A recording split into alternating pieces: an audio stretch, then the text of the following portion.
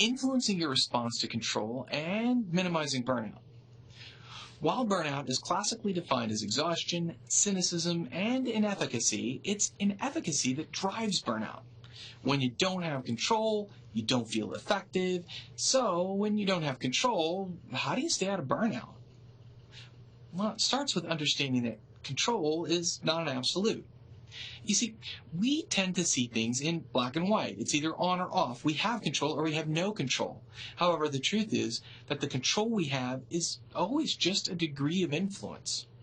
When we have a large degree of influence, we feel as if we're in control of the situation. However, there's always forces outside your sphere of influence that may get in the way. We say that we're in control of a car while driving. However, the truth is that patches of ice, snow, or other vehicles may impact our ability to quote-unquote control our car. Most people who've driven a boat or an airplane inherently have a sense for the degree to which they can influence the craft, rather than the degree to which they have control over it. The first thing we must do when we're fighting burnout with a lack of control is to recognize that there is no thing called control.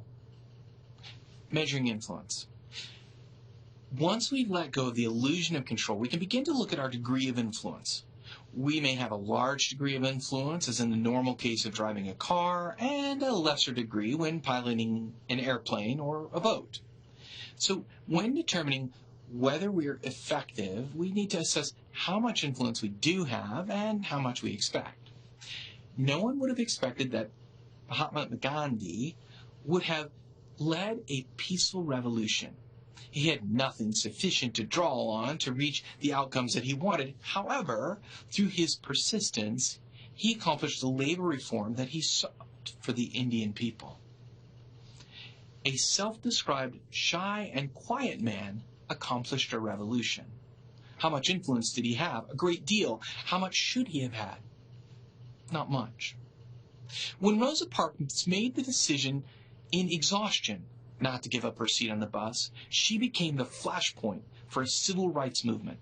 Her relationships helped her connect her cause with a young and capable orator preacher by the name of Dr. King, who would use Parks' citation as a tool to free black Americans from what might be called the second slavery.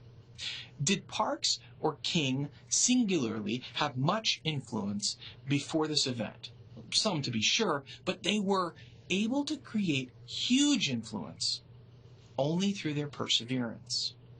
Many people have forgotten that the Montgomery bus boycott, the primary mechanism, lasted 381 days.